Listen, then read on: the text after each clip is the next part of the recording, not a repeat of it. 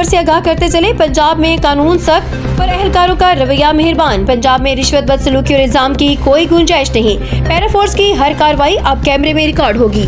वज़ीर आला मरियम नवाज शरीफ ने पैरा फोर्स की कारकर्दगी शफाफियत बढ़ाने के लिए जल्द अज जल्द बॉडी कैम लगाने के हुक्म दे दिया। पैरा फोर्स की कारकर्दगी मजीद बेहतर बनाने के लिए खसूसी ट्रेनिंग सेशंस भी शुरू होंगे। कानून हर हाल में नाफिज हो मगर अवाम के साथ रवैया हमेशा दुरुस्त और दोस्ताना और बाइज्जत हो। वज़ीर आला मरियम नवाज शरीफ का पैरा फोर्स को पैगाम। वज़ीर आला मरियम नवाज शरीफ को खसूसी इजलास। पैरा फोर्स की कारकर्दगी, निगरानी और इस्लाह पर मुकम्मल ब्रीफिंग, नए फैसले।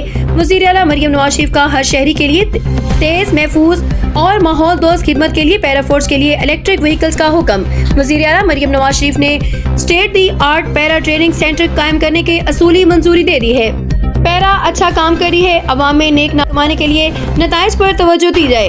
कानून जरूर नाफिज किया जाए मगर अवाम के साथ रवैया दुरुस्त होना चाहिए। अवाम के लिए सहूलत और खिदमत करने वालों को तारीख याद करती है।